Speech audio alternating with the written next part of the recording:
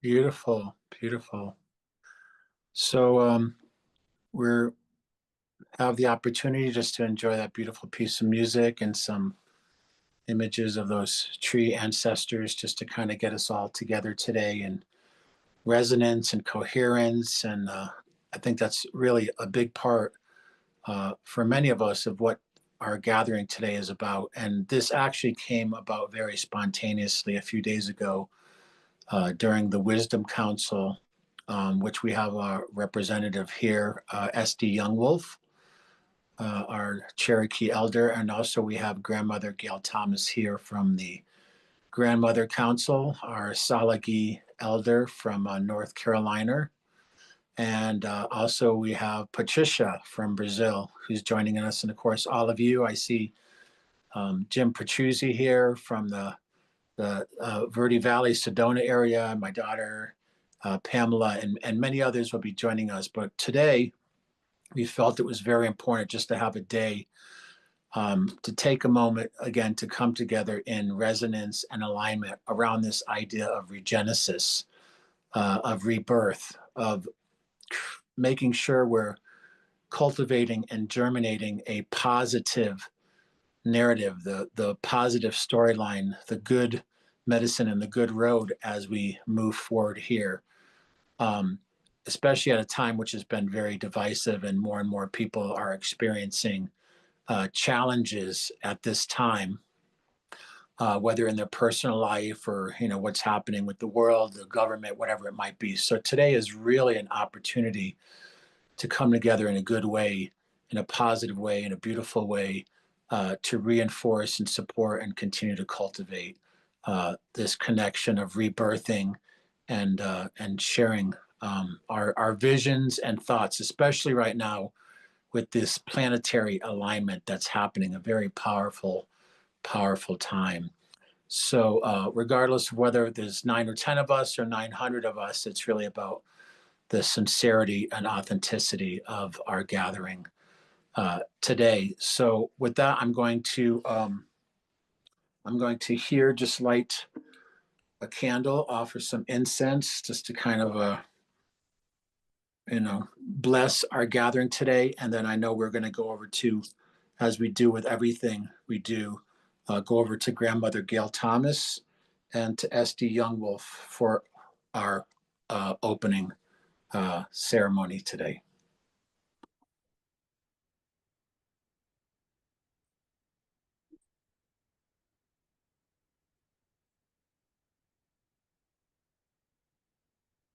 Are you there, SD? I'm here. Great. Can you put your camera on? Oh, not on? Nope.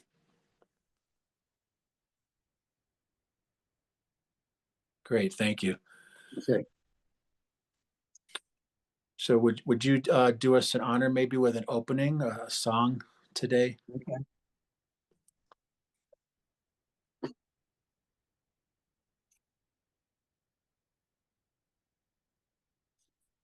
Cherokee song for protection and blessing.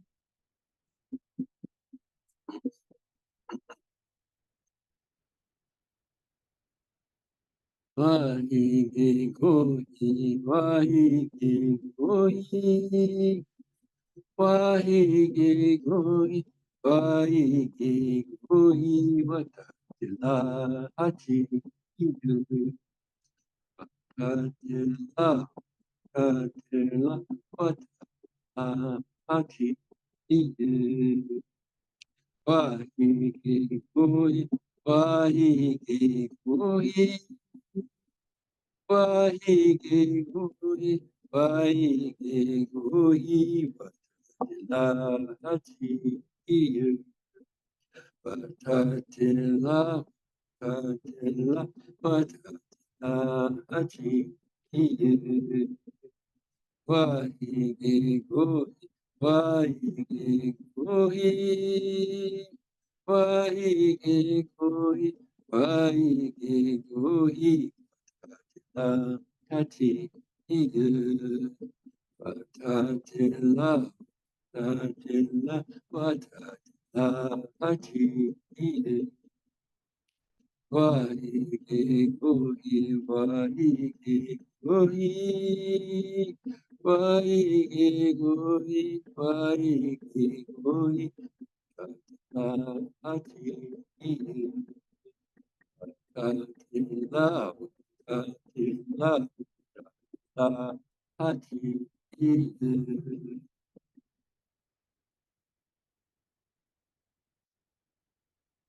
And if I may share something which is very inspirational to me from the great law of peace established by the peacemaker, the Haudenosaunee people.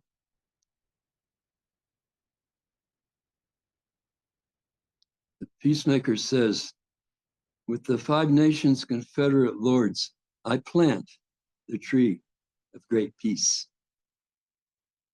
I place it in your territory, Adodaho, and the Onondaga Nation, in the territory of you who are the fire keepers. I name the tree of the great long leaves. Under the shade of this tree of the great peace, we spread the soft, white, feathery down of the globe thistle as seats for you, Adotaho, and your cousin lords. We place you upon those seats, spread soft with the feathery down of the globe thistle there beneath the shade of the spreading branches of the tree of peace. There shall you sit and watch the council of fire, the confederacy of the 5 nations, and all the affairs of the 5 nations shall be transacted at this place before you, Adotaho, and your cousin lords, by the confederate lords of the 5 nations. Roots have spread out from the tree of the great peace, one to the north, one to the east, one to the south, and one to the west. The name of these roots is the great white roots, and their nature is peace and strength. If any man or any nation outside the 5 nations shall obey the laws of the great peace and make known their disposition to the lords of the confederacy, they may trace the roots to the tree, and if their minds are clean, and if they are obedient and promise to obey the wishes of the Confederate Council, they shall be welcomed to take shelter beneath the tree of the long leaves. We place at the top of the tree of the long leaves an eagle who is able to see afar. If he sees in the distance any evil approaching or any danger threatening, he will at once warn the people of the Confederacy. And that is the opening of the teaching, which are known as the Constitution of the Iroquois Nations, that was established by the peacemaker. And I am always inspired by the eloquence of the words of our elders and of our ancestors, because they are a blessing to us. Thank you. Great. Thank you so much, SD. And I want to say, not just today, but we have the honor every week of meeting with SD and Grandmother Gail as part of the weekly Wisdom Council. So thank you for your opening and those words of wisdom. Definitely peace is such an important thing at this time, and not just peace in the world, but also how can we have peace if we're not all carrying that spirit of peace in our own hearts. So thank you so much. I want to go now over to Grandmother Gail Thomas, and then also to Patricia in Brazil, Pachimama, as members of the Grandmother Council. So welcome, Grandmother Gail. Thank you, Michael, and thank you all for joining in this community way. Coming together at this time of alignment. How can we align ourselves with these planets? Can you be a little louder? I'm sorry, it's a little soft. Thank you. Yeah, how can we align ourselves with these planets at this time and with each other in community? It's beautiful to me that we synchronistically started with peace and a video of the trees here on our sacred mountain, Adagul. I can tell you, he saw that video. There are only 3 of those particular trees still standing after Hurricane Helene. 2 of the lightning trees and 1 tree that has a very old marriage knot that someone had tied hundreds of years ago in a small branch. One of the final trees that you see in that video, there's a circle in the limb, and that's where they tied the marriage knot to see if those 2 young people could come back years later, and if the knot was still in the branch of the tree, they would get married. And if it was not, they would go their separate ways. And so I don't know if that knot was in the tree at that time when they came back, but it is visible now as a circle, not as a knot. That's where the story of tying the marriage knot comes in tradition. And you know, I look at these planets aligning in Uranus, this sudden unexpected event. And that hurricane was certainly an unexpected sudden event.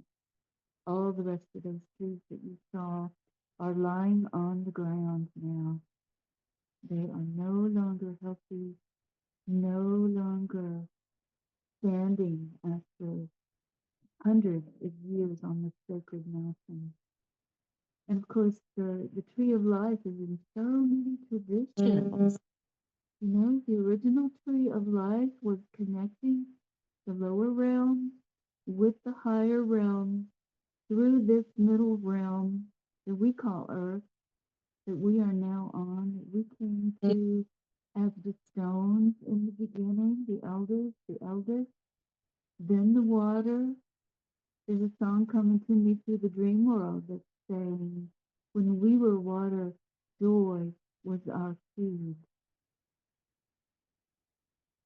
And I invite you to take that into your heart as we train with each other in this space and honor our own alignment with the lower realm, the higher realm, the elements of this realm in the original spiritual way of this wave of humans that we are all part of, obviously, and we all have ancestors. If we reach back far enough, we all share ancestors in this wave of humans, and we don't have to know them because they know us.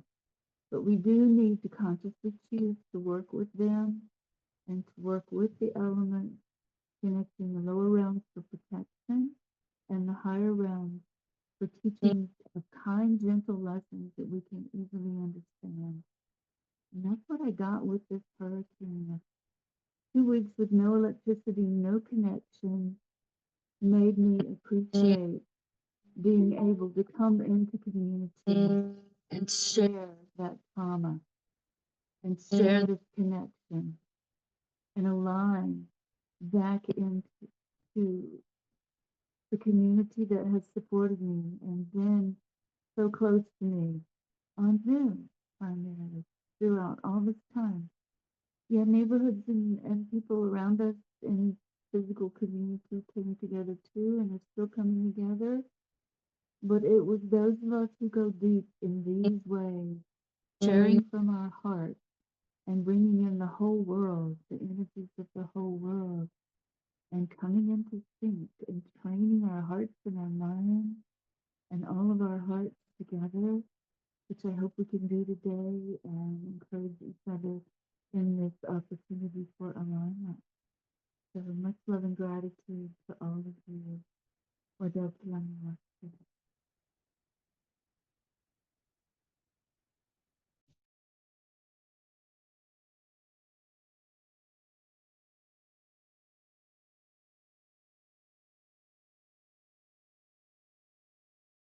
I want to thank you, Grandmother Gail, for your resilience and your groundedness, because you are literally in Asheville in the middle of what has been really a disaster zone in so many ways. So we appreciate the work that you continue to do, not just with the Grandmother Wisdom Council, but also your weekly transformation dances and walking in the moonlight, which we can share at the end. But we really appreciate you. And many of the people here on the call actually have been in disaster zones recently, or let's just say have been victims of these earth changes, of this, what my Hopi teachers and elders say, koyaanisqatsi, a world out of balance, and being in this time of a great purification between, water and fires and wind and earthquakes. Part of the Hopi prophecy is that all these elements will crescendo together in this transformation and purification of the earth and of humanity, which is why we kind of chose the idea today of this Regenesis gathering, of this rebirthing, of honoring tradition, honoring legacy, honoring the indigenous people who hold so much of this knowledge around the world. And as we do, also being able to be inclusive and move forward as a hoop, as a community in a good way, and also support each other. Very important.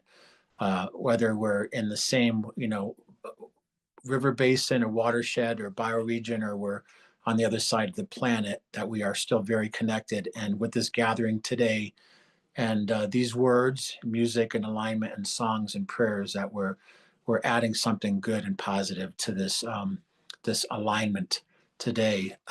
So I want to introduce Pachimama. She's also in Brazil, and as many of you know, Brazil has been suffering a lot of deforestation and fires, and scientists call it the lungs of the planet. So we're really happy and honored to have her here today to share some words and knowledge to this Regenesis gathering as we align with each other and the planets. So welcome all the way from Brazil, Pachi.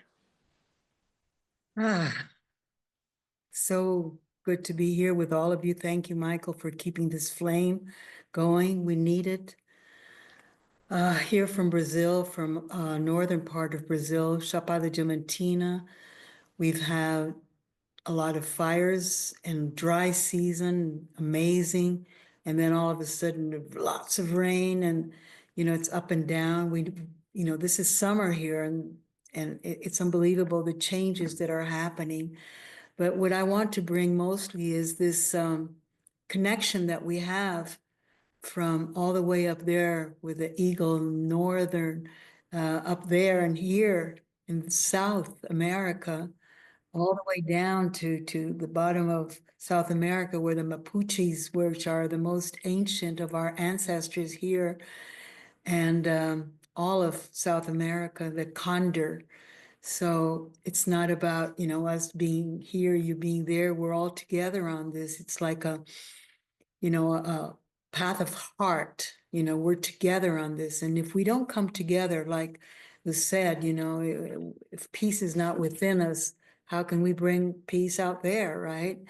And so here, gathered by trees, like SD talked about the tree, the beautiful tree, and we have the privilege. I want to introduce Otan, an elder who has been also working with the indigenous in the United States many, many years ago, and now he moved to Brazil.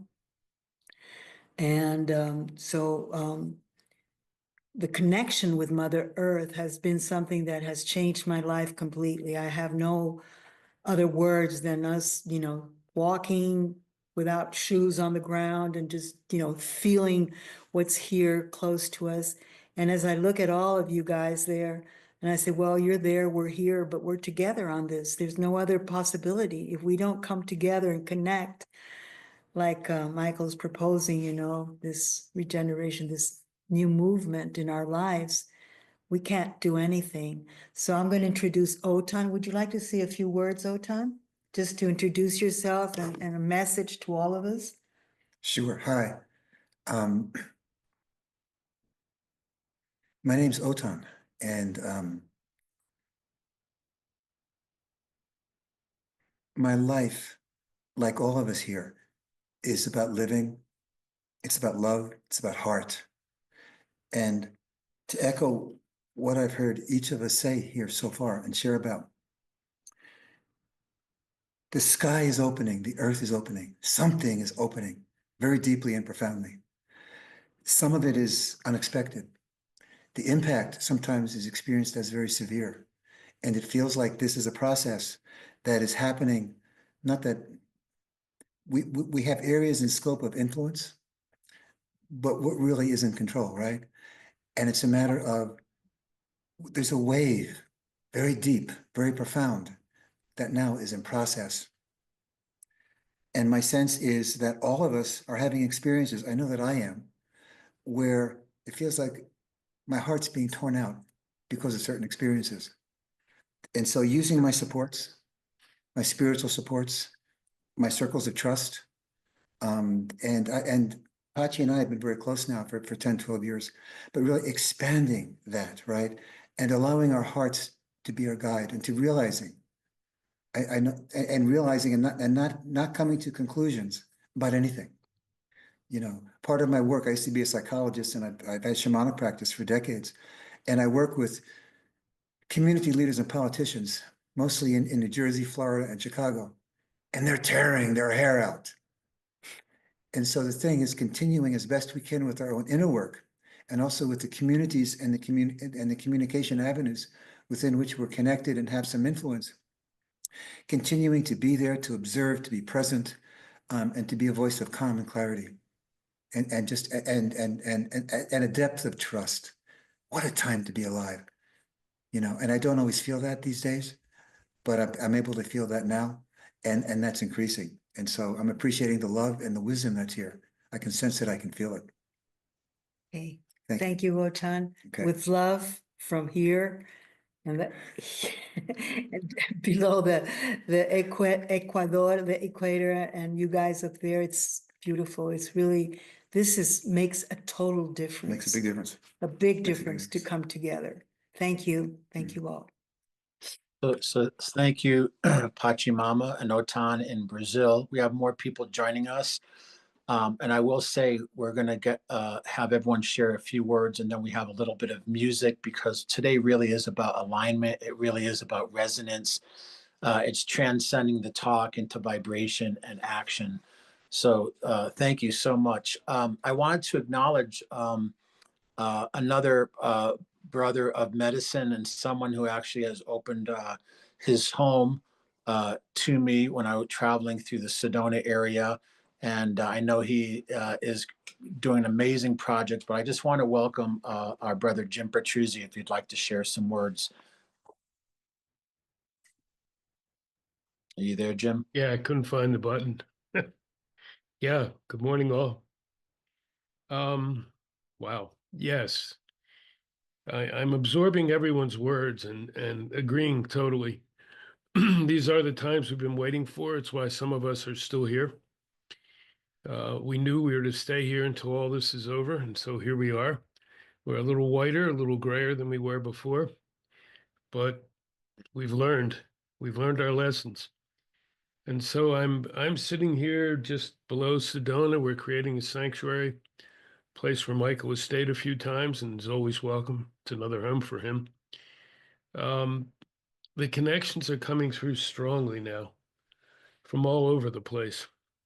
We have people coming here who have no idea why they're here and joining in the work. We're connecting a bunch of properties here, 7 or 8 right now, to work together in making change, to work together to teach again how we deal with the mother. And I've learned a lot. I thought I knew working with the mother, and in the last couple of years, realized I wasn't listening deeply enough either. We not only have to listen to her now, we have to do what she tells us. We have to follow what she says. We have to watch the animals.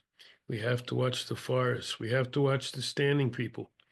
And so I feel like a little kid back in school in some ways. And that's a powerful thing. But this time I go with all my mistakes behind me I've learned from. So we keep doing it.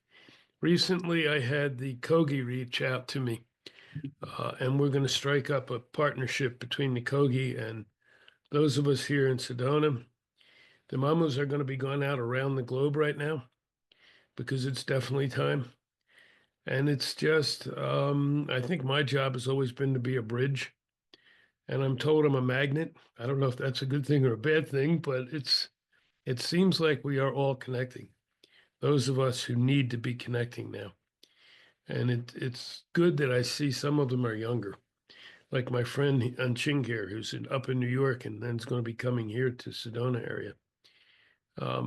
Some of the younger ones are grabbing hold and learning and listening and sharing because we have to hear what they want when this is over, not just what we think. And so it's good to be here, and I'm always honored to be part of what Michael does because I know he hears not only the people but the earth, and that's critical. Thank you all. Thank you. And I just want to say, Brother Grey Wolf, that, when I came to visit you, it is amazing. You are attracting a lot of young people and youth who are coming, who are starting to realize the importance of holding and learning from lineage and tradition and learning this traditional wisdom. Unfortunately, a lot of people, younger people in the world, they're not honoring the elders. They're not keeping some of this traditional wisdom alive. So I really want to honor you for being a bridge and doing the work that you're doing. And also, you're located right by Montezuma's Well, which is another sacred place by Sedona and a very important place for sacred waters. So thank you for joining today. You bet. Let me just add to that real quickly, Michael, because I've learned this a lot too over the years, and I'm sure some of you have. Yeah, it's different to get the young people to sit and share with us now, but the big part of that is, and I mean it seriously, we have to honor and respect them as well, and we have to hear their words. It has to be a dialogue now, not a lecture. They will not sit for a lecture, and I don't blame them. But for dialogue, they'll sit and they'll pay attention. And boy, they're teaching me things. Plus, they have stronger bodies that we don't have anymore. So, yeah, thanks for that. Thanks to them. Thank you. Well, speaking of that, and speaking of the Sedona area, I see that actually I'm really happy that my two daughters, Ananda and Sierra, are here joining us today. I also see other people like Omashar who will hopefully bless us with some music, but I'm really glad they're here. They were actually both born right above Oak Creek Canyon of Sedona in Flagstaff years ago and have been incredible inspiration for me and great teachers and blessing. So I would like to just for a moment, if Ananda and then Sierra could just come on camera for a moment and just share something from the heart. It could be a prayer or a thought just about this gathering, this coming together today as we regenerate this rebirthing process. But as we know, as we have regeneration, we also have degeneration. The old is falling away. And I feel very strongly with both of my daughters who also, when I was working with grandfather David and Thomas Banyaka, were as babies were honored to be able to sit in the kivas up on Third Mesa. So I want to just invite Ananda first, and then Sarah, if you could come and just share some brief words with us, that would be deeply appreciated. So welcome, Ananda.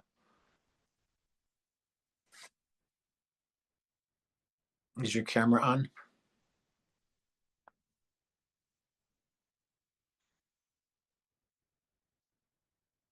Well, I'll go to Sierra. I know Sierra's here, and Sierra actually, like many of us, has been on the edge or in disaster zones. She lives in Ojai, and just recently Ventura had a fire, and of course we're all familiar with what just happened in Los Angeles. But I'd like to welcome my Rainbow Thunder daughter, Sierra.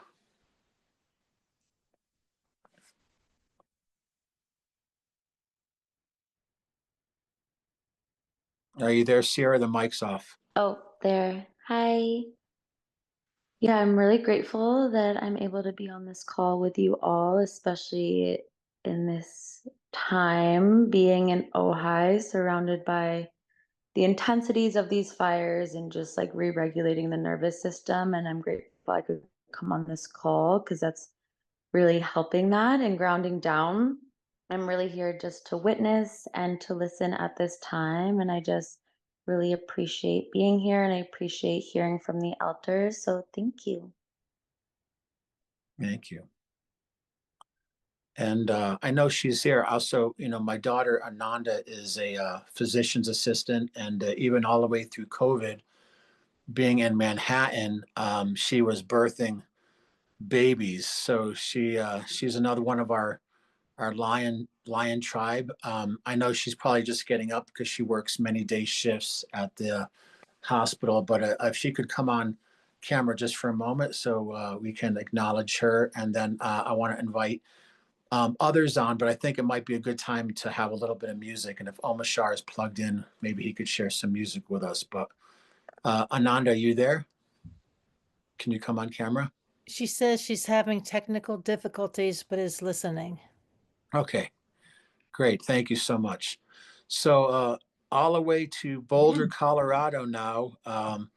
Another incredible being doing amazing work to help raise the frequency. We are going to give everyone a chance to speak in a moment. Again, like Jim said, this isn't about lecturing or just talking. This is about creating a collective frequency and resonance together. Especially, I'm getting goosebumps right now knowing that the planetary alignment is happening. So I'd like to welcome our brother Omashar. Namaste, everybody, and what a auspicious day to be meeting. Holy smoke. I woke up this morning and I thought, what's happening? And then I got reminded of the alignment. And I'm going to just play us a song. It's a short song. It's called Just a Breath Away. And it was written a couple of weeks ago for these times. And I'll just share it. And yeah, so thank you, Michael, for inviting me in. So grateful to feel us all. I feel us so palpably right here. So much so that I can even speak that word palpably. That's very cool. So give me a moment. I'm just going to switch my mic source.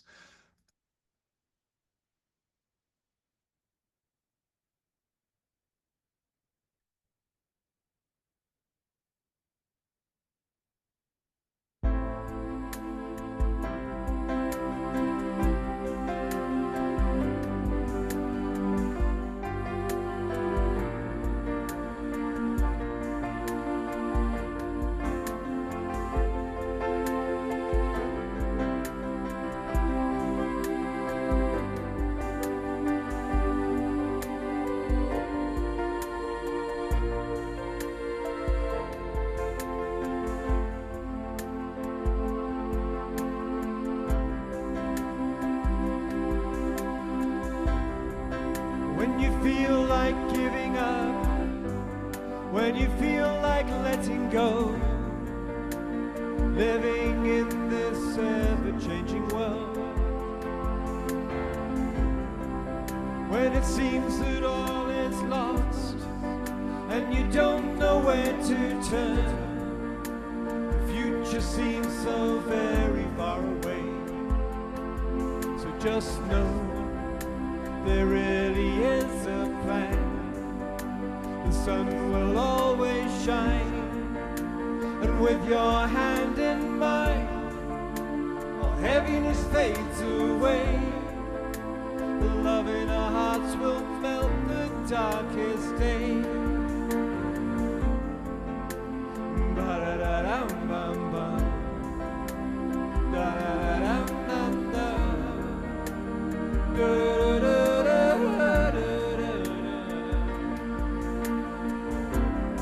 So when it seems that you're alone and the fears knock at your door, remember I am just a breath away.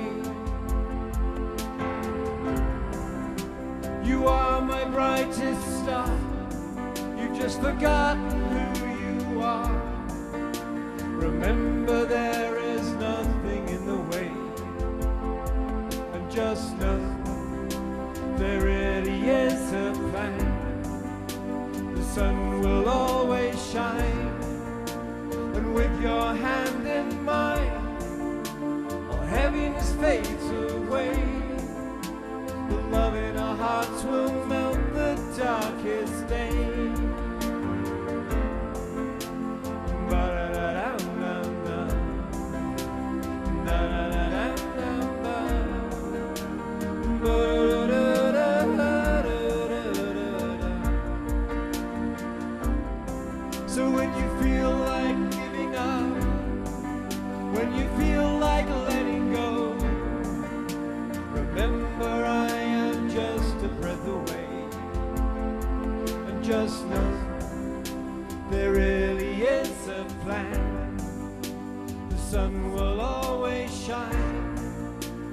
with your hand in mine, heaviness fades away.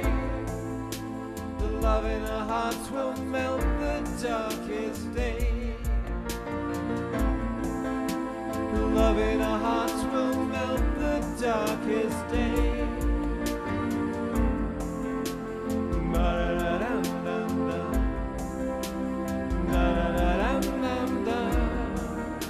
The love in our hearts will melt the darkest day.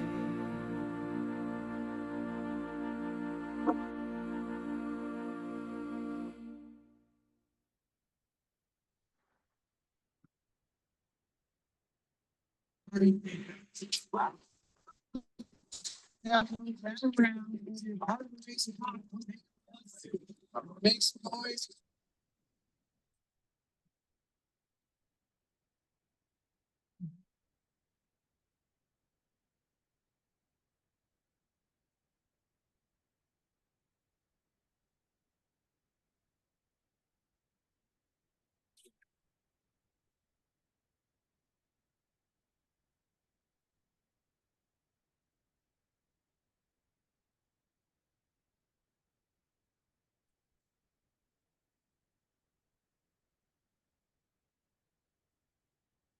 Well, thank you.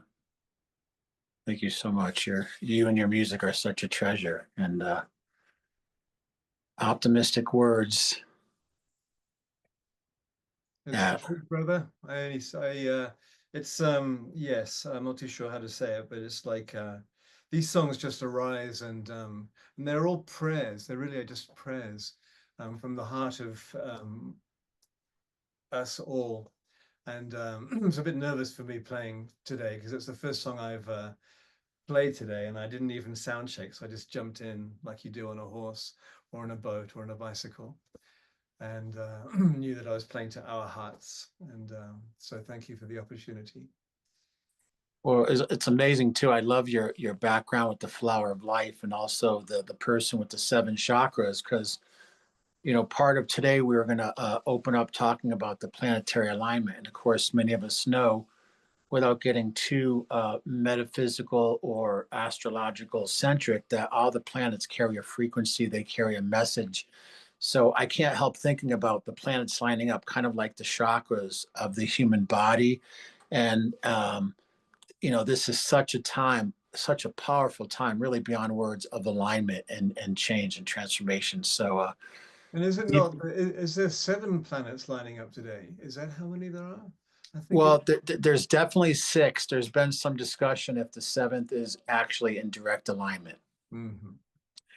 And there's also so many other things happening right now too. I know we on a cosmic level, and as we know, and as our traditional wisdom keepers were talking about today, we're part of nature. So whenever these things happen, of course, it has profound effect and interrelationship with ourself on a cellular level, spiritual level, physical level, mental, and of course, emotional level. So I want to open it up in just a minute, and I see more people are joining. And again, this podcast will go out, but I wanted to go back to Grandmother Gail for a moment, because we were going we were going to talk about each planet and some of the attributes. So Grandmother Gail, are you there? Yes, Michael, thank you. Yeah, I want to encourage roundtable discussion to bring us into alignment with these planets. For example, Venus. How can we create more love and beauty with art, music, coming together in these ways, collaborating and co-creating in so many ways?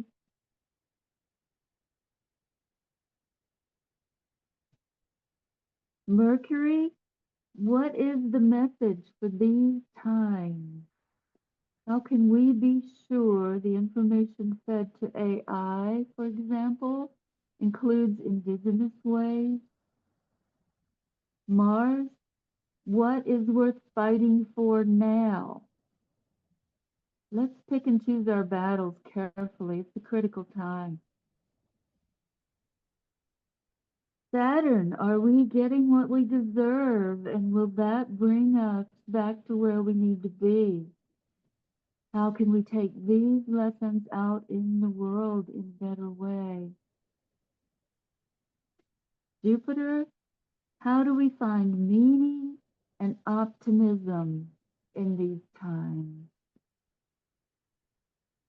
Uranus, how do we prepare for sudden, unexpected events? Neptune is about spiritual growth and new ways of looking at our interactions with the world around us. So how do we align ourselves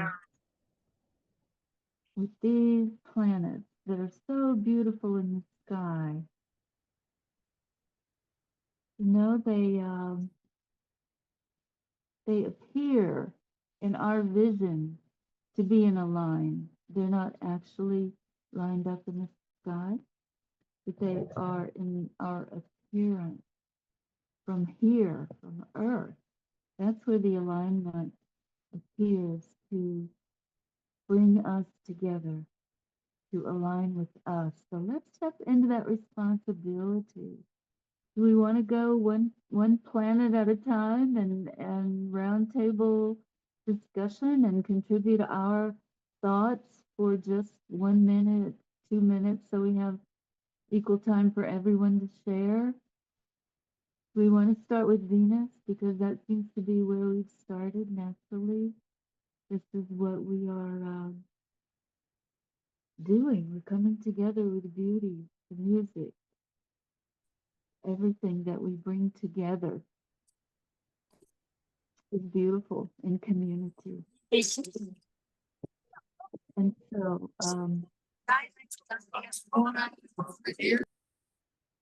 So Gail, maybe we'll start with Venus, and then let's just Stephanie can or Pamela can make sure that the mics are open if anyone would like to comment about each planet and the attribute. We can do that, and then we're going to have some more music from Mount Shasta in just a little bit. But yeah, why don't we start with Venus if anyone would like to comment?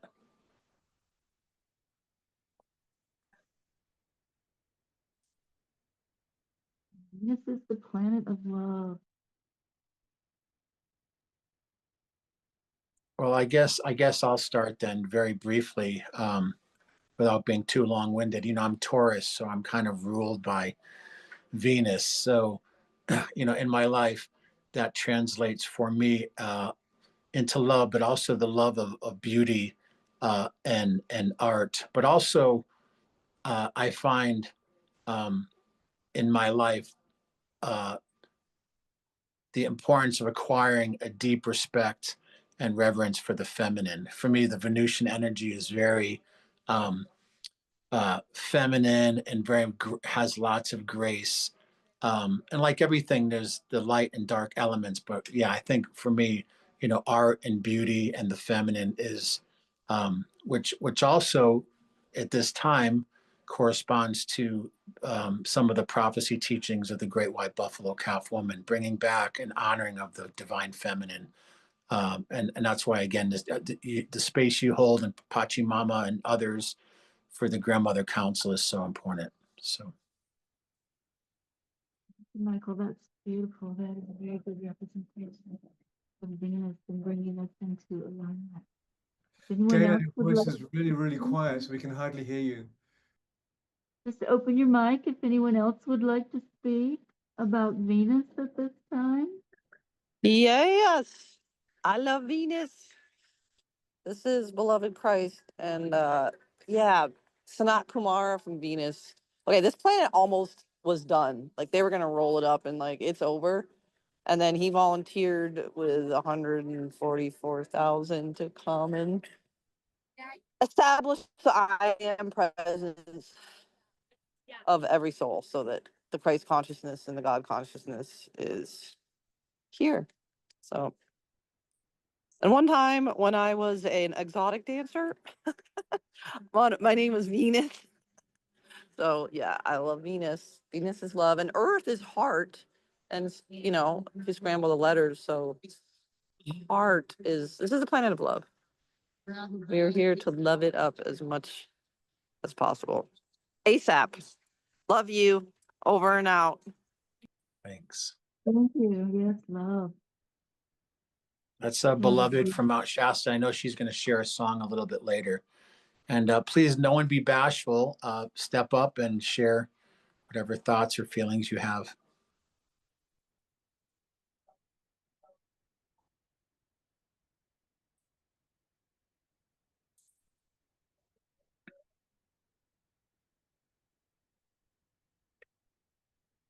So maybe what we can do, Gail, can you hear me? Yes.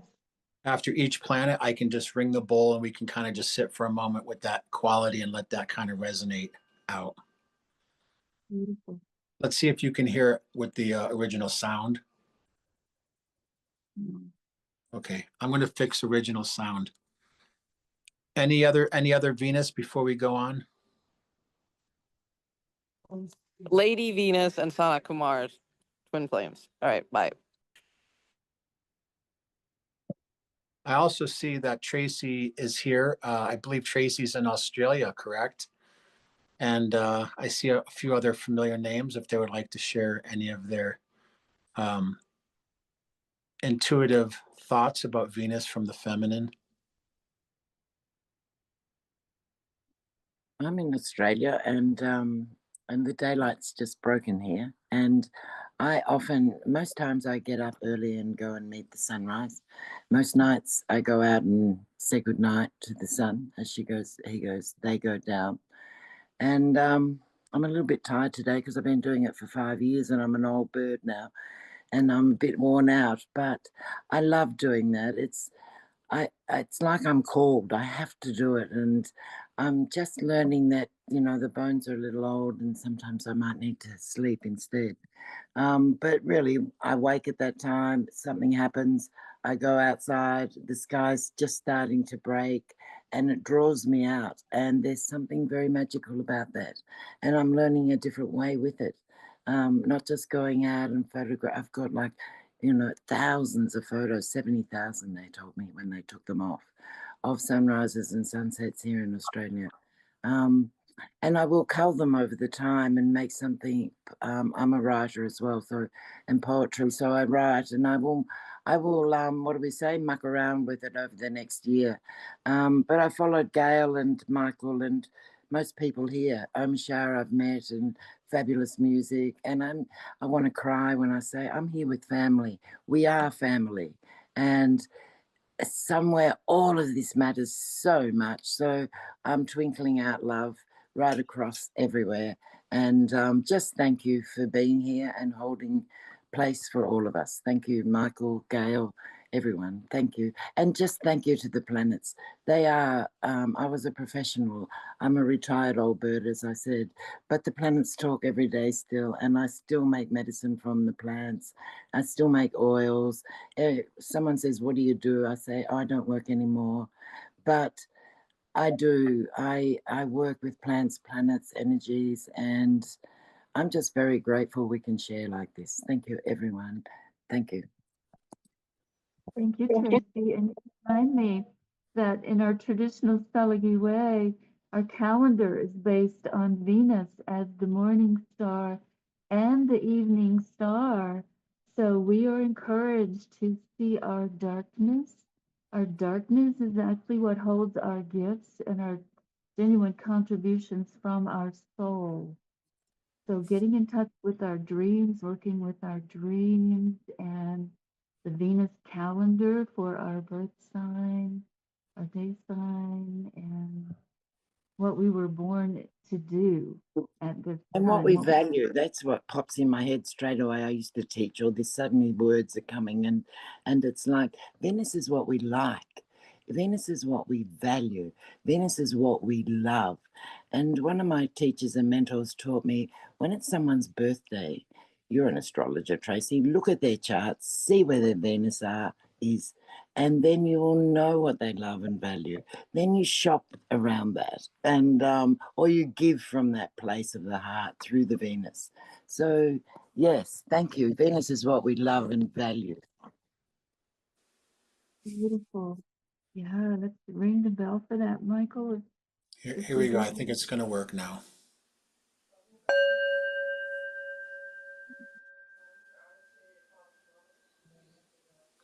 I have to say, can we go to Mercury, the messenger, Hermes? There's like a burning, something wants to come through here. I'm going to sit back passively. I'm feeling lit up right now, but please, if you want to share more, Gail or anyone about Mercury and messages.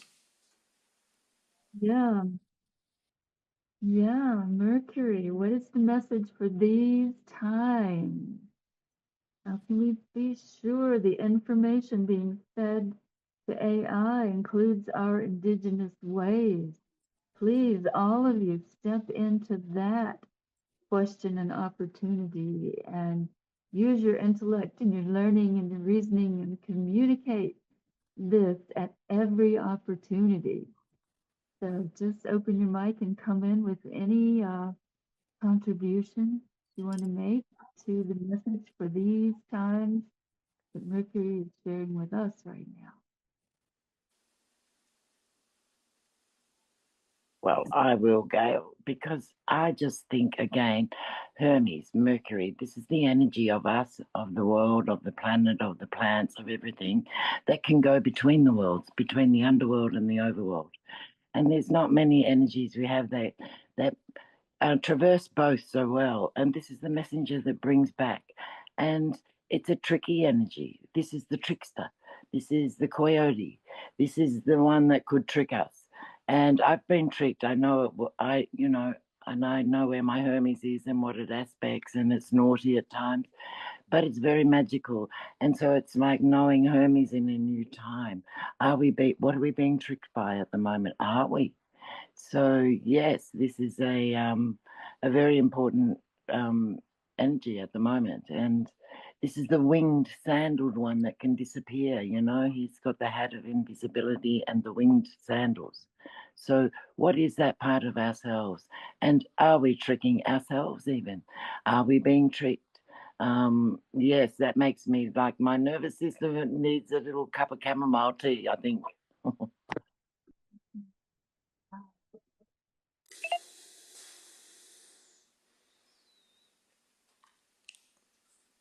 I also just want to add briefly, I did speak to Adam recently, who had the Ancestral Voices gathering in Sedona at the Sedonia Center. And even though he's not with us today, him, like many others we know, are in ceremony. I know also Lenny from Canada, another one of our elders from Wisdom Council, are in ceremony today. So I just wanted to acknowledge them because part of our gathering today, whether people are on this Zoom communication or not, there's many people who are again aligning, synchronizing, resonating, and helping to architect this new paradigm through our efforts based on compassion, respecting traditional wisdom, respecting the voices of the feminine, of the elders, and also of the youth. And I'm really glad Jim mentioned that because the youth are really the people, the seventh, eighth, ninth generations that are going to be inheriting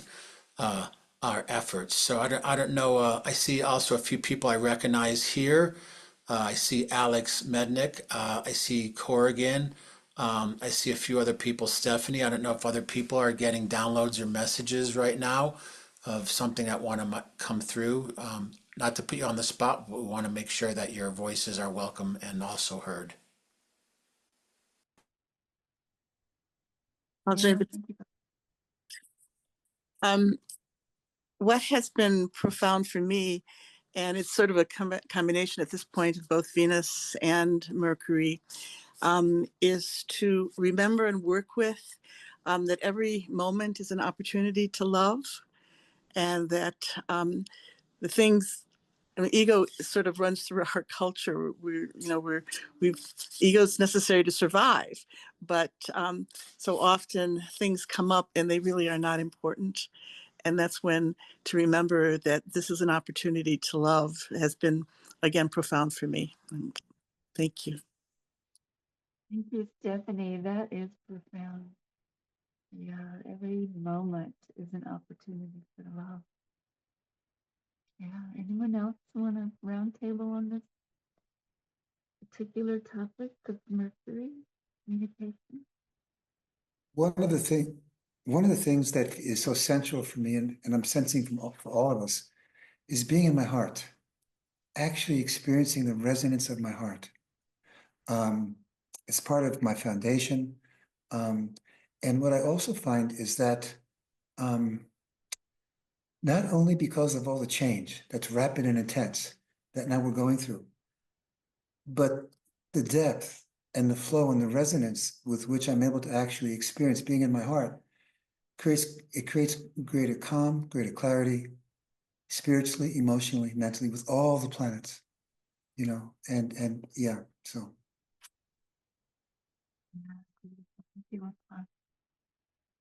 That's such an interesting point. Just to add, there's a thing called the Heart Math Institute where they actually scientifically did a lot of research, and they, even though in many colonial cultures we're programmed that the brain is the center of thought and activity and consciousness, but they've come to realize that the heart has, I believe it's 10,000 or 100,000 more times biomagnetic energy and intelligence than the brain. And not that the brain isn't part of the holistic system, but that the heart's intelligence, that heart actually has a brain, but the heart's intelligence is what really governs our life and helps facilitate so much, and can intuit, is empathic, and also is, I call it the internet. It's what connects us even beyond the words or being on Zoom or on phone calls, that we all have that connection, especially for people like us who are really connecting with the earth,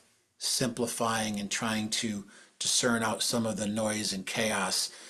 When we're connecting with the trees, the land, the water, we're connecting with each other as part of this great earthly and cosmic consciousness.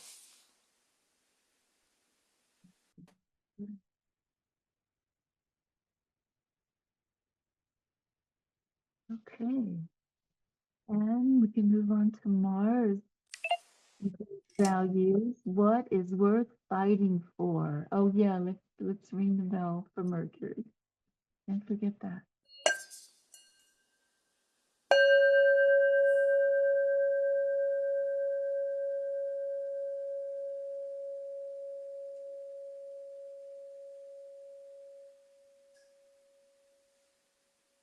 Thank you so much, Michael.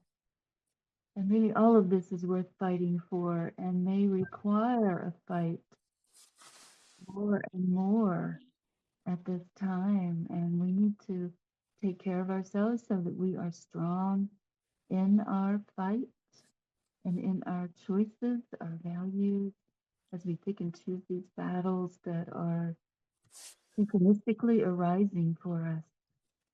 Anyone have an experience or an example they want to share of fighting for something that's worth it? My people were the people who resisted removal on the Trail of Tears and the reservation that the federal government calls Cherokee by hiding in these mountains. And this sacred mountain still supports appropriate resistance with the energy of the oldest mountain on Turtle Island. Know that it is with us as we pick and choose these battles. We have the support of the wild food, of the elements, of the ancestors, of the animals. There is so much with us at this time. Let's fight in our best way, our highest and best representation, not in duality, but in reconciliation.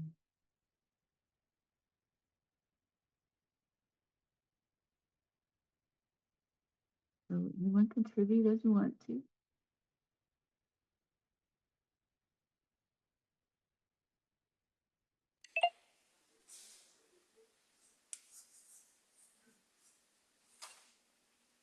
All that comes to mind to me, and there's been discussion whether it's a prophecy, a teaching, whether it was just spoken or fabricated, but there's this whole message that's gone out. And Beloved from Mount Shasta mentioned briefly about the 144,000.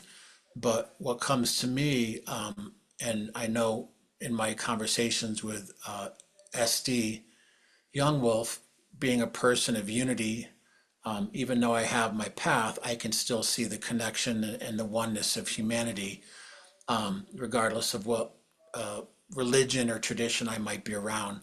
But what comes to me is it's time for the rainbow warriors, those who carry all the different frequencies and colors and different nations to come together to mend the hoop. So there is a level of warriorship in doing that. Sometimes just getting up in the morning, it takes being a warrior, or speaking our truth, or reaching out to be compassionate and help someone. So I just want to put into the field today that this is an activation, a solar system galactivation, to continue to help awaken the rainbow warriors of the world.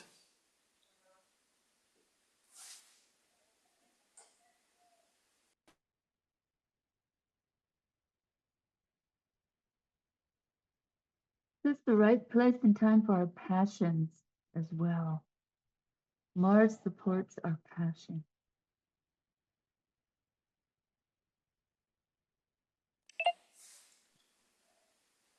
So if Beloved is here, did she want to, I know she's not on camera, if she's here, did she want to share her song and her passion? I will say I've known her for decades, and she's really incredible musician, holds a lot of gatherings in Mount Shasta, working a lot with young people and elders. She's actually the one who connected us with White Buffalo before the Earthstock gathering, another native elder, and is out always singing with the water and the trees, but definitely a rainbow warrior. If she's here, maybe she'd like to share her song, share that passion.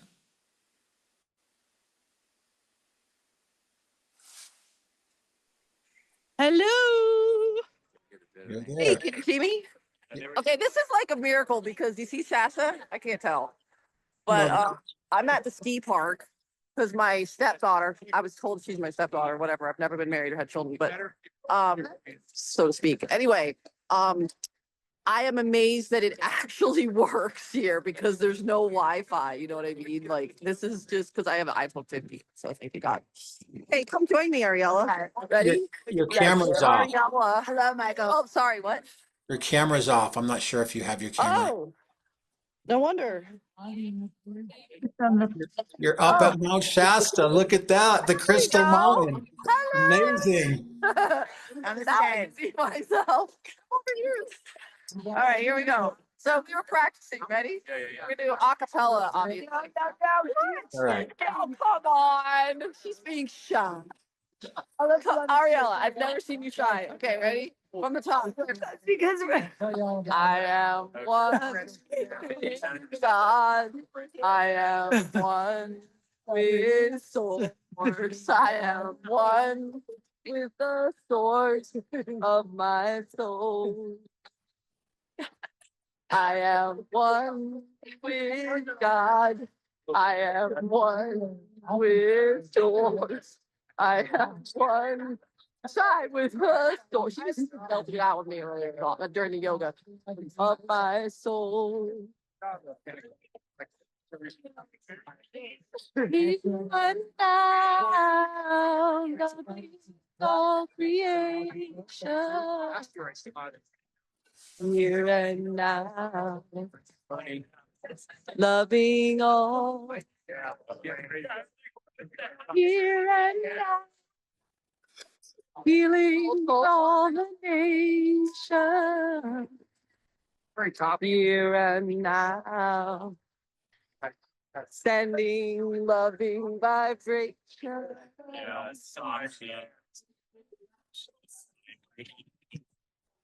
Great, thank you. It's so good to see you and see Mount Shasta.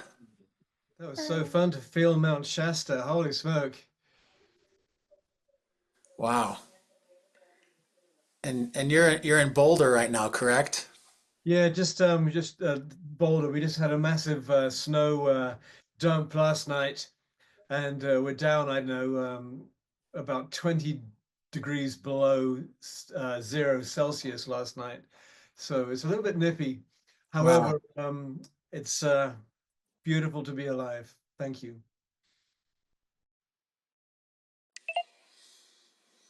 Hey, we want to ring the bell for Mars and our fight and our passion.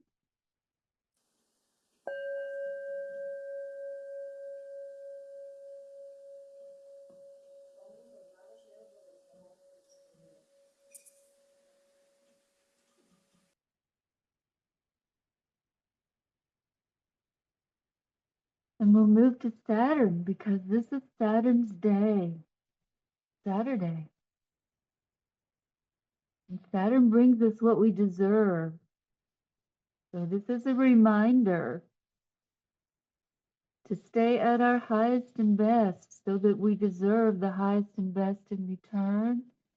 And we thank Saturn for taking us out into the world in a good way, in this way, and for bringing the world into us in a good way.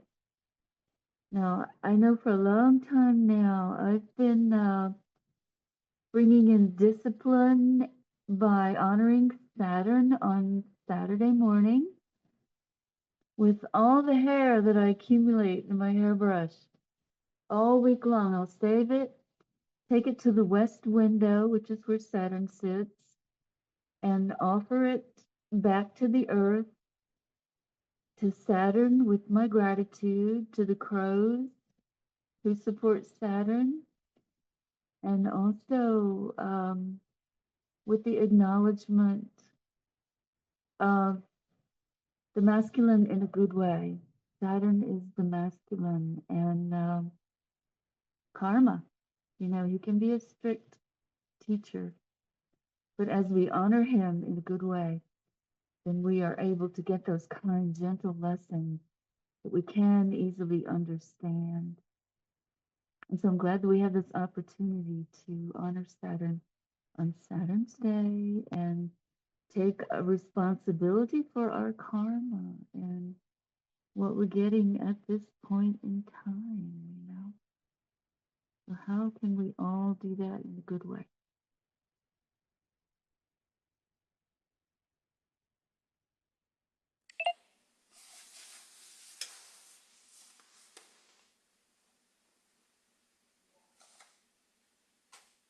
I want to acknowledge another Rainbow Warrior, a friend of mine of many decades, also a drummer who knew Babatunde Olatunji.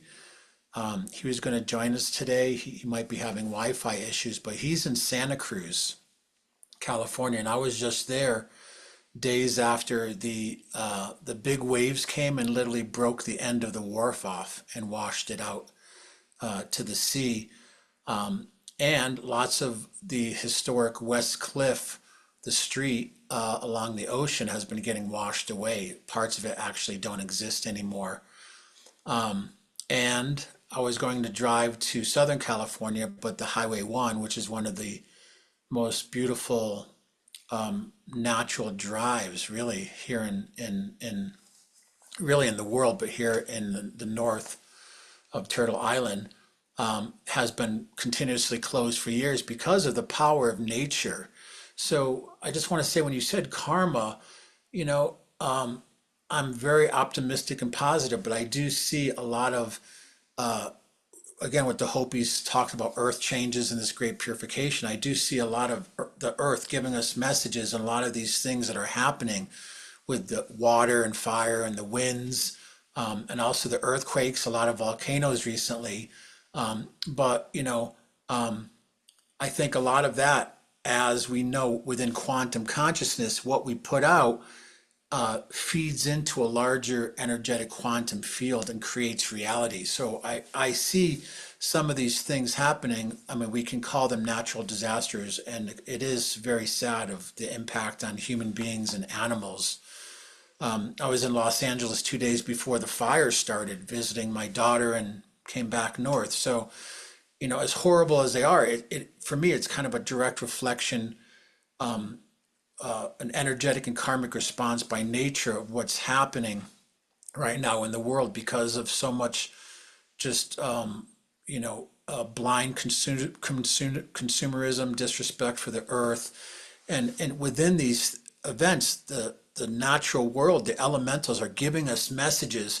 So I wanted to acknowledge my friend in Santa Cruz because literally days after I left there, they had the big fire at the battery plant.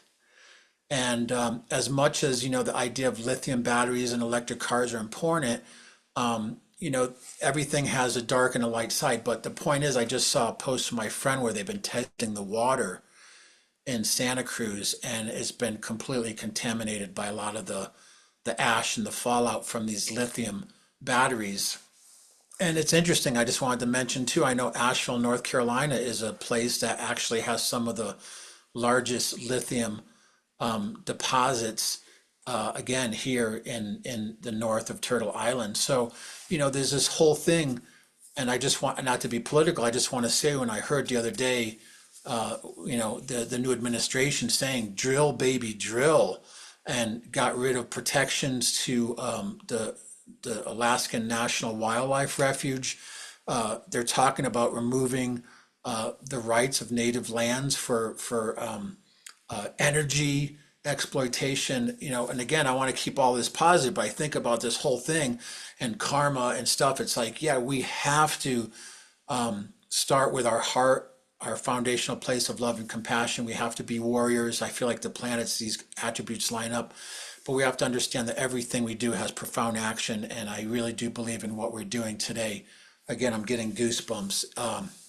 Is making a positive difference, and even getting goosebumps. One of my native teachers, elders, said, "Oh, you guys call them goosebumps. What we say in our traditional culture is when you get those feelings that you're actually growing your next generation of spiritual feathers, that you feel that in your nervous system and in your energetic body." So I just want to send out some prayers to all of our family in Santa Cruz, California, which is another important power spot that really have been affected by this this event that just happened. And so sending all beings prayers to this time of this purification, and that we can that people will wake up, and we don't have to have so much negative karma or response by the natural world, and things that we can move forward in a good way and have a better quality of life, a healthier quality of life. So.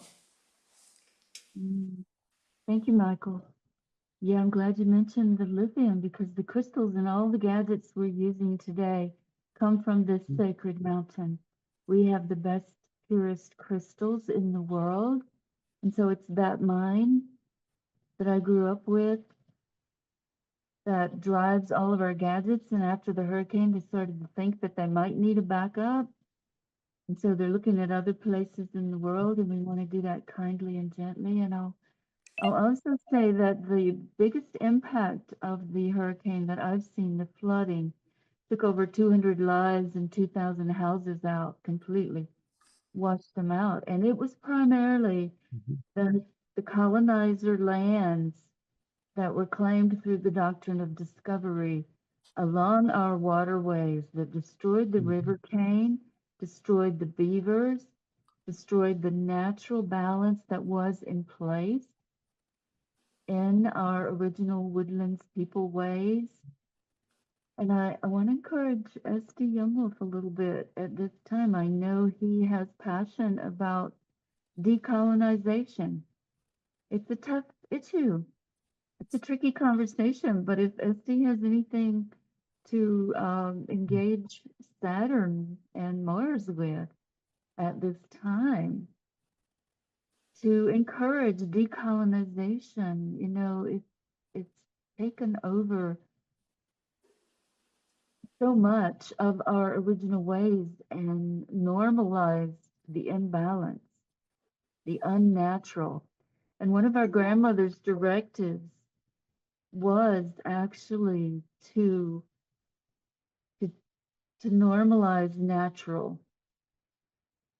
And if anybody wants to speak on how we can do that, you know, Saturn is here to help us.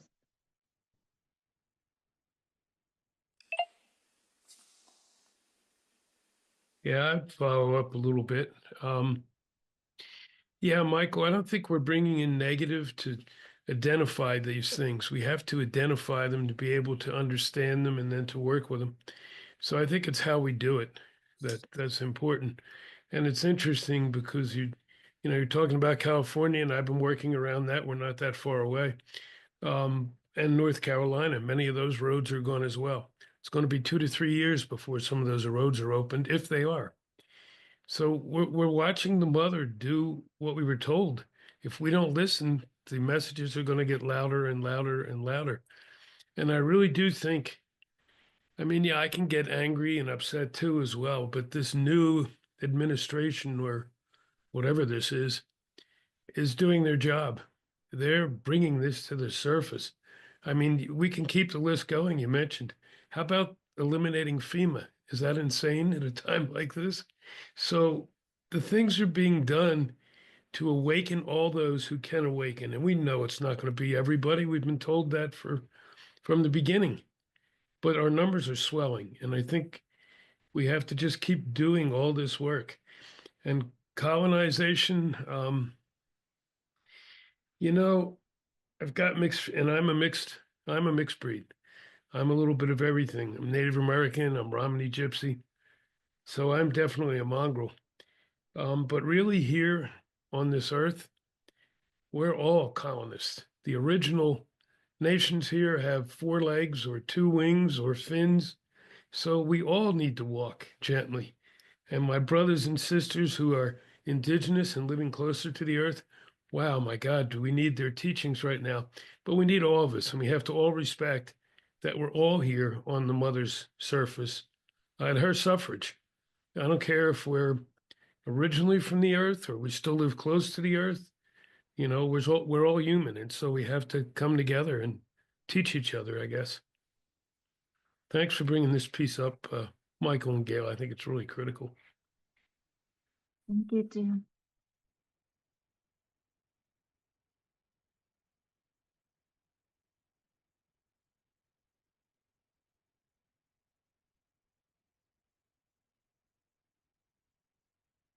Oops, that didn't work. SD, hit that mic again. Okay, now? Yes, good. Okay. Yes, colonization, decolonization is a very, very important thing, I think, to look at this time. And it really comes down to, for me, that the realization that it's not that we own the land as the colonizer consciousness would say, that is all of it, everything's based on property. Laws are based on property. Society and even culture based on property. But I think the colonized mind is a way of thinking above all, that sees oneself as the possessor and not as a part of nature so much. And I think it's a conditioned way of thought in which there is violence inherent, because to possess things, the way of thinking of the predominant culture worldwide, it means to have it, and it involves often to take it. And I mean, there are people who say that the improving the land, for instance, is the basis of owning property, and that's unfortunately based on the idea that all land needs improvement instead of seeing that the land, or more properly the territory, which includes not just land, but air, sunlight, water, is all part of the ecosystem. That, I mean, that is a materialistic philosophy. That in order to own, we must own the land. And in order to own the land, we must improve it. Whereas if you read some of the teachings of the old ones, it's that there must be some land to be free, because it is a part of all of the ecological system, which we came out of, which we are a part of.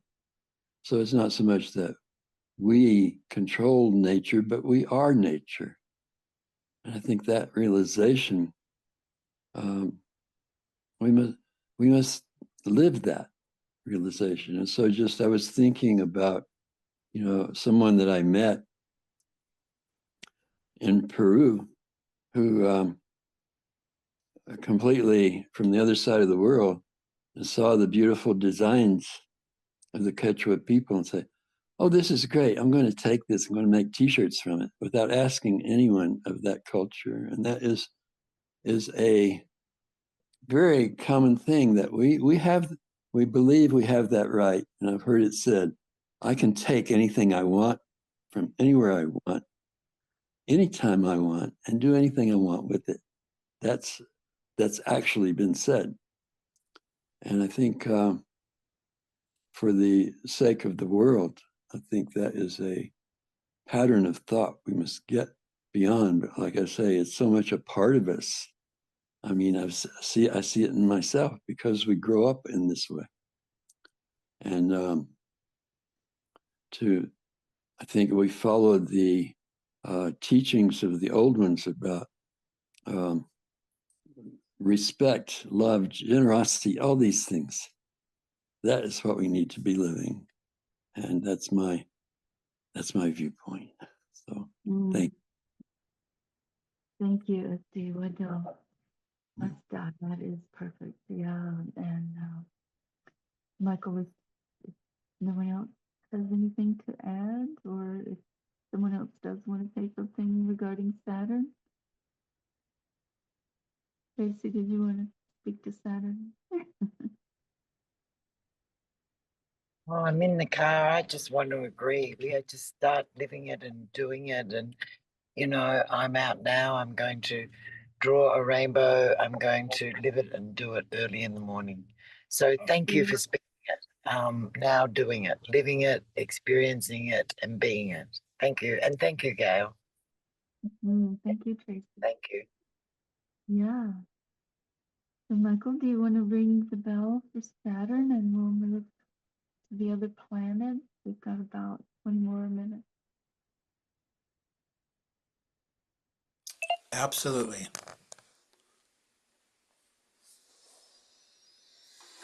I also want to just thank, there's a few people I know and work with. I know they haven't spoke yet, but I'm glad that they're here today, just participating in this alignment and this galactivation. Let's see. Here we go. I was thinking, I'm going to ring the bell. I was thinking before we go on, maybe we have the benefit of Omashar. Maybe he'd be inspired to share another song with us. Just keep it in the creative and high vibe. Here we go.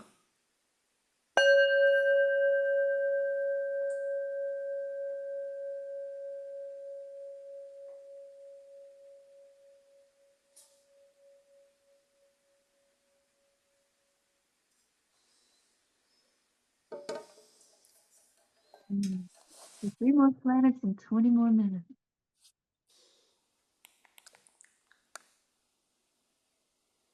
What's the next planet, Gail?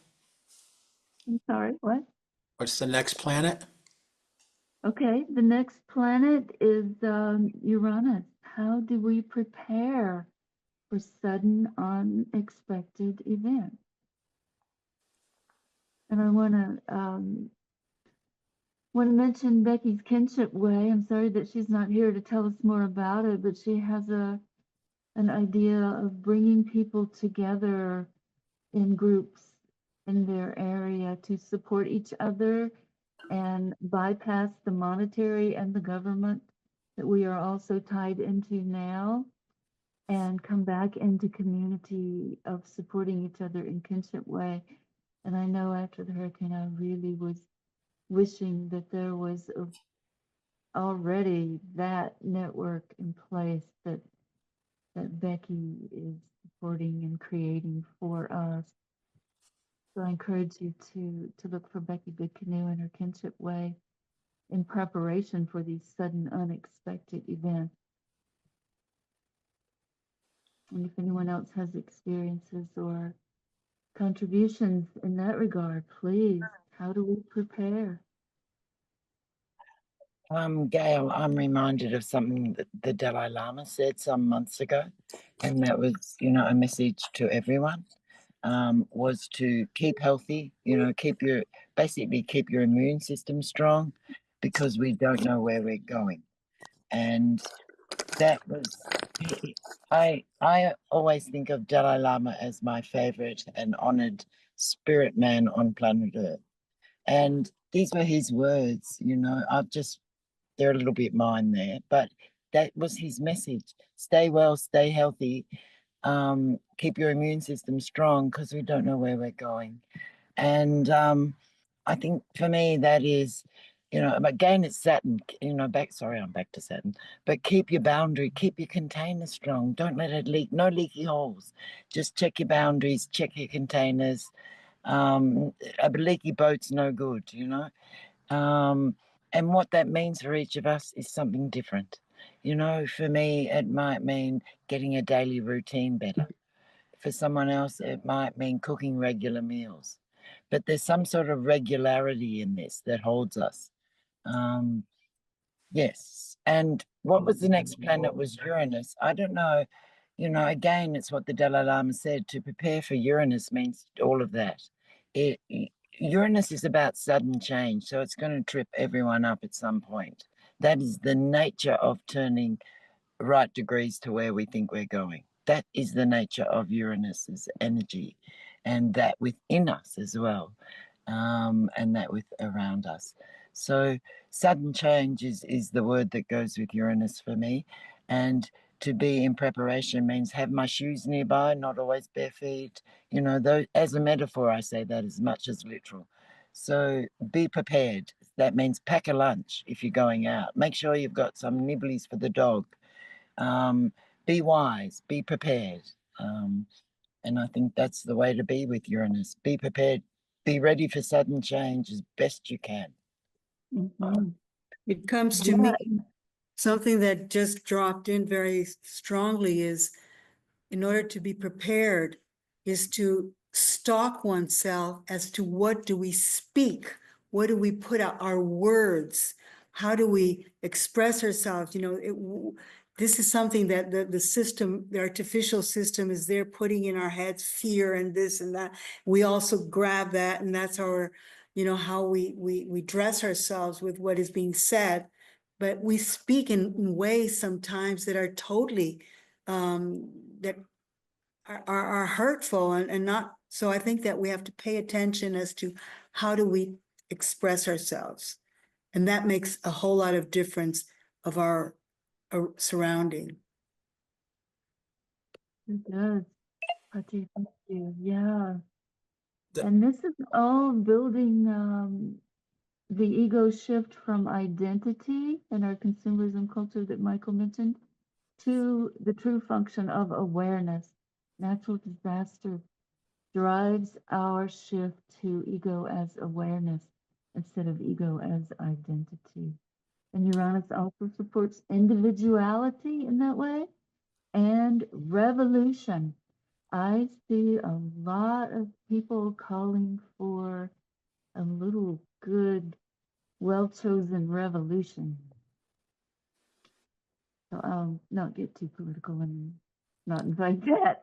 Well, specific energy with take away the R and you have evolution, right? So evolution, Exactly. evolution. And I will say, I love what Patricia said, and also Tracy, because the Dalai Lama did come out recently a couple months ago and said, as he watches the world after his, 60, 70 years of traveling all over the world, teaching millions of people, that we are entering into this unique time of like the self, of divisiveness, of alienation, but also, as many of us know, within that there's also a greater unity. So for me, thinking about the planets and today and frequency and resonance and heart coherence, it's like I'm very much, especially here in Colorado, people call me the California Kumbaya guy, right? Like I wish we could all get along, but I've come to learn the importance also of discernment and budgeting my time and energy where I have, the ability to take care of myself, to help be available and have compassion for others, but also about discernment where so many things maybe want our energy or want to derail us or take us off our path. So it's a slippery slope, but nonetheless with our intuition. And I think this is why it's so important about our health. Like when our digestive biome is clean, when we eat good food, we have the nutrients, and our spirit, minds, and bodies are working in collaboration, our intuition tells us immediately, like, oh, this energy repels me, this energy attracts me. So I, over the last, few years, especially being in kind of quiet retreat here in Crestone. I mean, from 4 years of being a producer and doing millions of things in California to being here and almost doing nothing, but being a human being, not a human doing, I've found the value of discernment, and also the importance about recharging with nature, our connection to nature, the importance of health, and also the importance of our intuition to guide us through these earth changes that are happening. It's that spiritual guidance. It's what's going to bring us through. And I really like what Grey Wolf said about right now. Many of us have consciously chosen to be here, to be a bridge between these the traditional wisdom, the ancient times, and to which goes back to the theme of regenesis. And I present that at a lot of events. This idea of new humanity, new earth, new paradigm, new design. I would like to possibly have a monthly Regenesis gathering because I'm a student. Like, what is new? What's ancient? What's traditional? Is there a new earth? What does that mean? Like kind of continuing to explore some of these topics, and it's been amazing doing these presentations publicly because some of these people are just in the early stages of their awakening. And when we have these conversations about reconciliation, genetic astrology, traditional wisdom, indigenous people, spirituality, consciousness. It's amazing what happens when people are in, it's kind of like an AA meeting for the soul, right? We talk about these types of important topics. So I just wanted to add that because, for me, it really feels important. And, and I really do appreciate people have taken time to be on this call today, but also to create this frequency and resonance together. So thank you. Yeah, it's beautiful. You want to ring the bell for your honor? Yeah, and then if we could, I know Omashar responded back. He probably has an appropriate song for this moment. Here we go. Okay.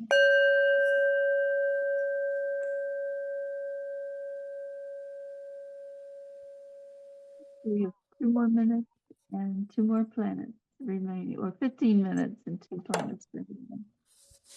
A little music to lift us up. Thank you, Omar. So you'd like some music now? Please. Okay, and I feel completely honored to be amongst this wisdom. I'm feeling it, I'm drinking it. Thank you so much. It is really a balm to my heart. And this song is called The Time Has Come, because we know it has, right? It is not a rehearsal, it is now. We are on.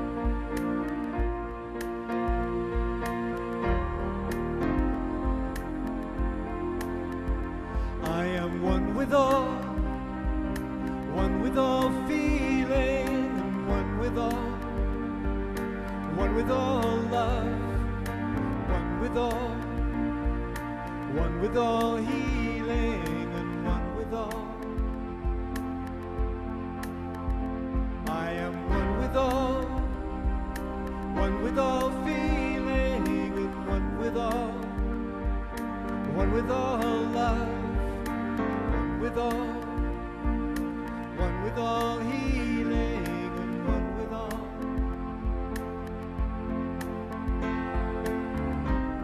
I've felt alone for oh so many years, held my head high to hide the pain.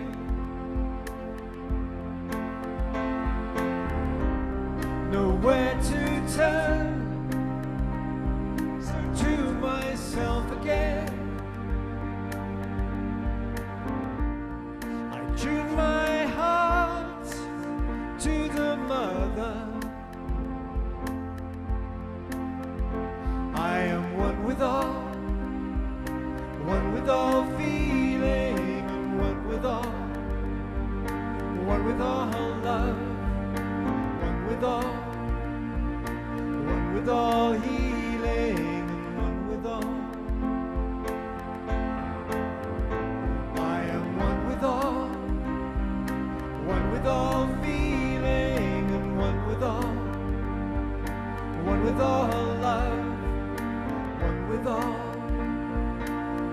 all healing, and one with all.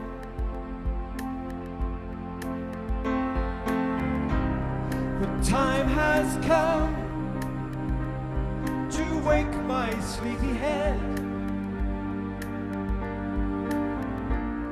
and peel back the sheets of illusion.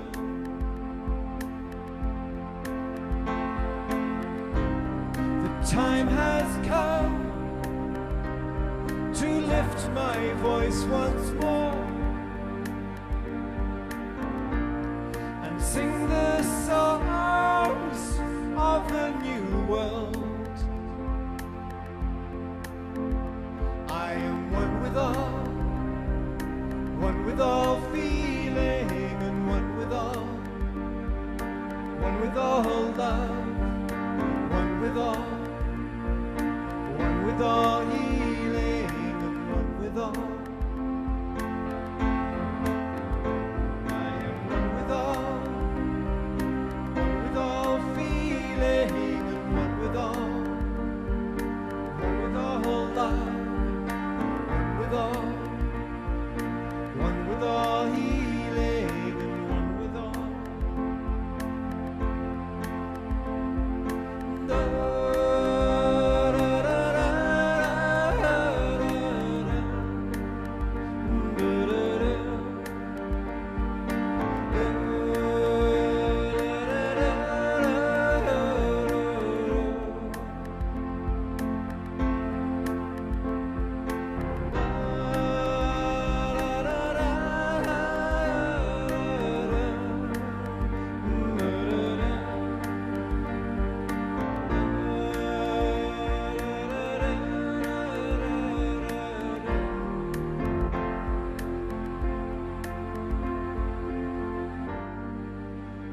The time has come. The time has come.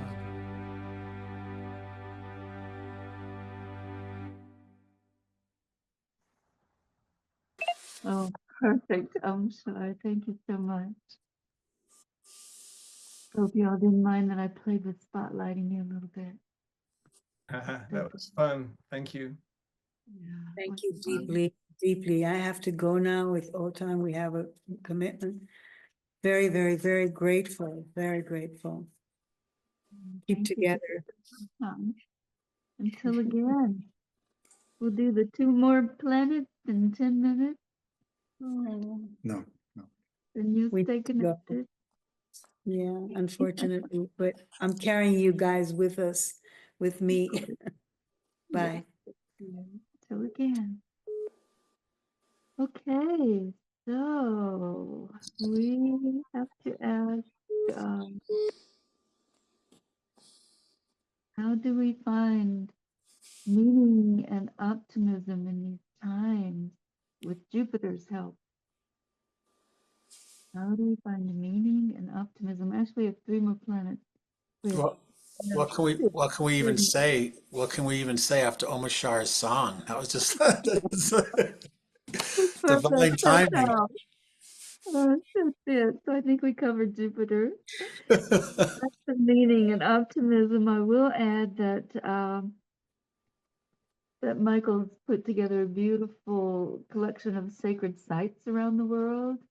And I do want to encourage us to return to the Earth's sacred sites to find meaning at this time. Speak with the Earth, and that will bring our optimism. Also, the Earth's sacred sites are often covered with big buildings, big colonizer buildings. So go to the basement, for example, in Chartres, and ask them to be allowed to see the water, the well that it all began with before that big cathedral was built on top of the Earth's sacred site. Go to the Yucatan. We heard from the ombudsman of the Yucatan that they are very aware that their sacred sites are underneath the cathedrals and that the pyramids are connected with the multiverse access, and that they are interested in working with all of us to bring back access to the people, access to those earth energies that were originally recognized and have remained even with huge cathedrals on top of them. So I encourage you to find your own sacred site in your yard, in your neighborhood, in your community. Go to the springs. That's our traditional Salagi passageways between the worlds, where the water bubbles up from the earth. Go to the springs, go to the stones. When we went on a journey, we first went to the stones, the largest, most energetic stone outcropping in our yard, in our neighborhood, in our heart. You know, I took Grandmother Ravenhale to the largest stone outcropping called Flat Rock when she was ready to sing her death song and choose her journey to the other side, and it was very difficult to do. But this is meaning, you know, this is our choice. This is our discernment that Michael was talking about. Go to the water, go to the stones, however they appear around you, and gather community with Jupiter at this time, with the support in that way. Does anyone else want to speak to Jupiter? Shall we ring the bell in the interest of time? I'm sorry. Well, I just want to add to that. I remember in one of our wisdom councils that SD had mentioned about Llama Foundation, and I have a lot of resonance about doing some sort of gathering at the Llama Foundation in support of SD, mentioning that in his vision and the work that he's done there. And I'm really happy because I just remembered recently that Omashar is almost my neighbor in Boulder. So I can already feel the universe is, conspiring to do something positive. And so I just wanted to say, because of course, Taos and a lot of these areas in the Southwest, a lot of them haven't been necessarily developed on. So I just wanted to add that if anyone wanted to add something to that. That's the expansion that Jupiter brings also. You're naturally stepping into that expansive when you align yourself with Jupiter. Beautiful example, Michael. Wisdom, knowledge, and expansion. The largest planet. So I know we're coming up towards our time. I don't want to create stress about it, but when the Dalai Lama mention came up, and in the spirit of expansion, I just wanted to play for a minute. When I do performances, I have a Om Mani Padme Om. If I could just play that for a minute, we could just have a moment of kind of a moment of meditation on that. Can you hear this?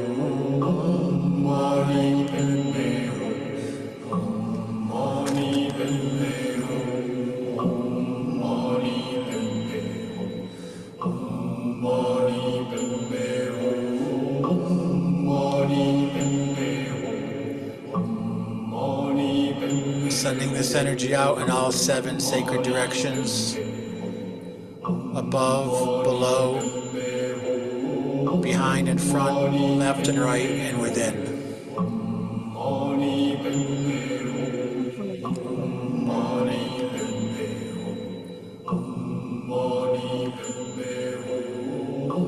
Seven of us remaining. 7 of us here to embrace Neptune, the final planet here from Earth that we align with. And this is our spiritual growth. Oops, do we ring the bell or do we let the Oh, well, let's yeah. ring the bell for We'll do the Jupiter. We bell. really need that one, yeah.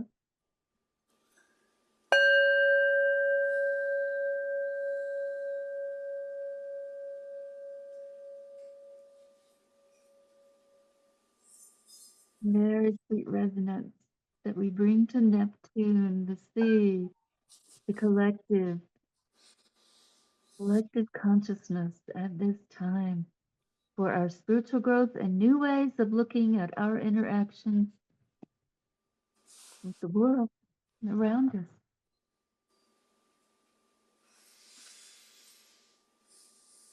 So does anyone have experiences or thoughts for Neptune that we can take out to the collective at this time? Our dreams, our healing, our intuition, anything that we give to the collective as we share in these ways for these times.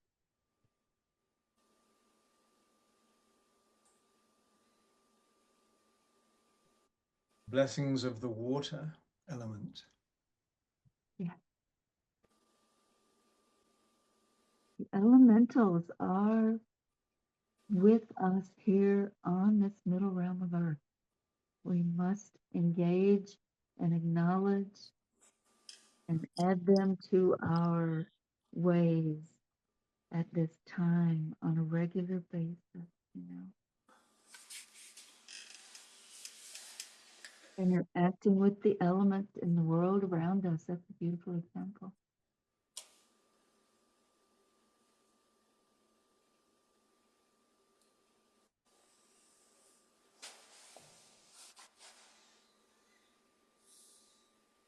We can run just a little over if anyone wants to add to this. Right, Michael?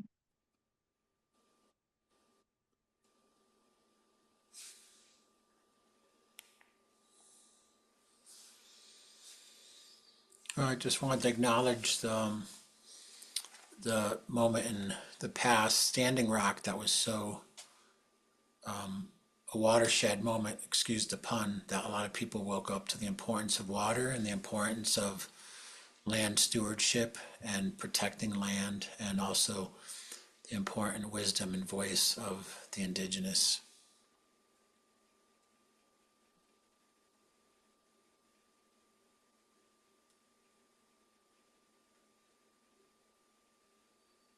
Mini Wachoni.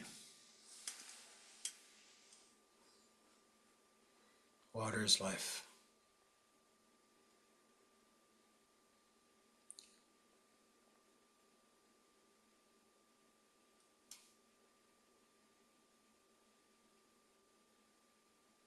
Do you, the kitty cats, want to add to that, or you're going to join me in singing the gratitude song, singing our Salagi gratitude song, since we opened with our Salagi song. Okay. We can close if we're ready. After the bell. We'll close with that song after the bell, and whatever you want to say at this time.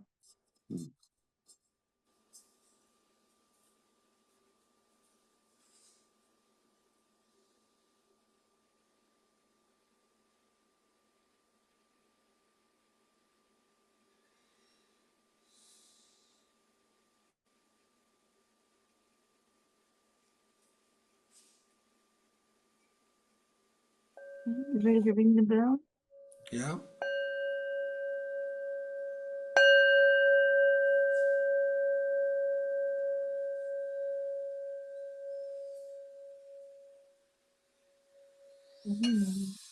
Traditional way of gratitude. Christina will both sing a song of gratitude.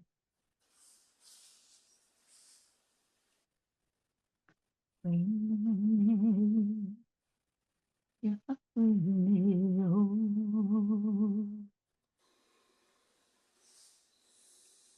hear your drum, SD. Do you have original sound on? No.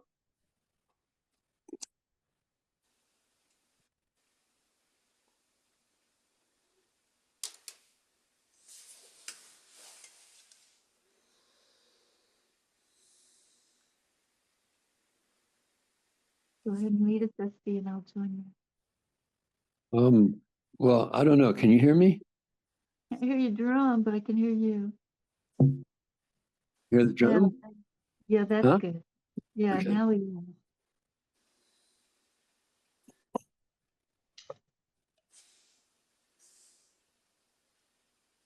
Hey, nay, nay, ho, hey, nay, oh. Hey, nay, nay, ho, hey, nay, oh. Hey, nay, nay, ho, hey, nay, oh. Hey, nay, nay, oh. Hey, nay, oh. Yan, hey, yan. Hey, hey, yan, go, go. Hey, nay, nay, ho, hey, nay, oh. Hey, nay, nay, ho, hey, nay, hey, nay, oh. Hey, nay, oh. Hey, nay, oh. Yana, hey, yana. Yana, hey, yana, yana, yo, yo.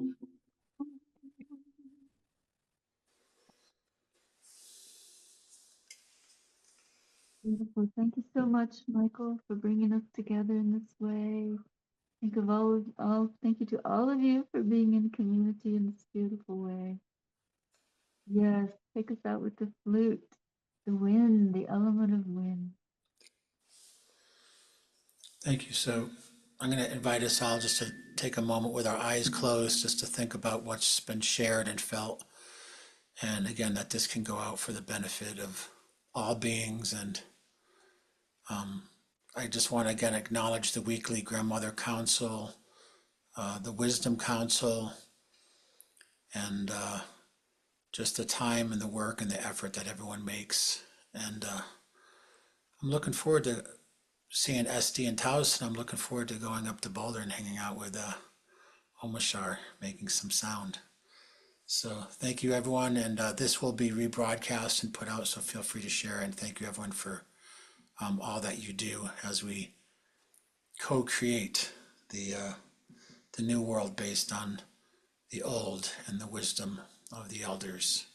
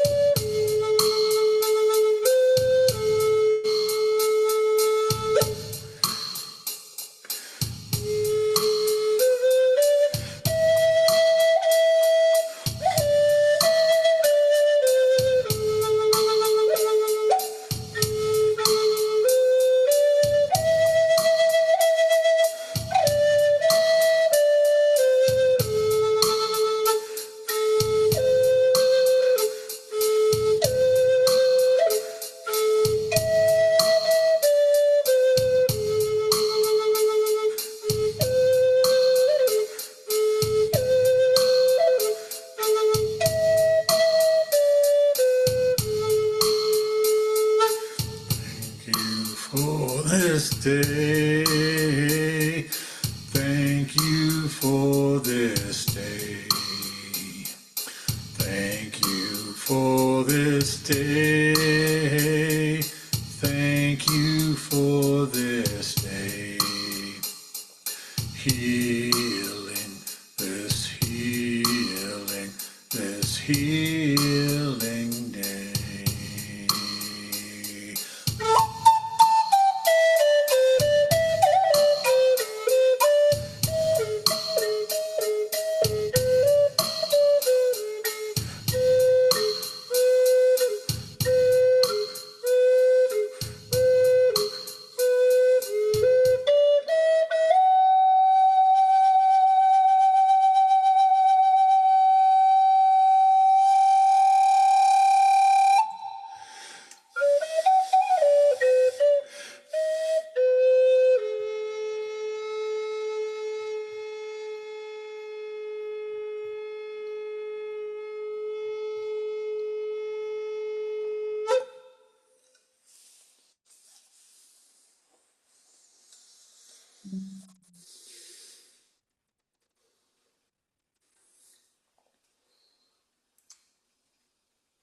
Thank you, one and all. Many blessings.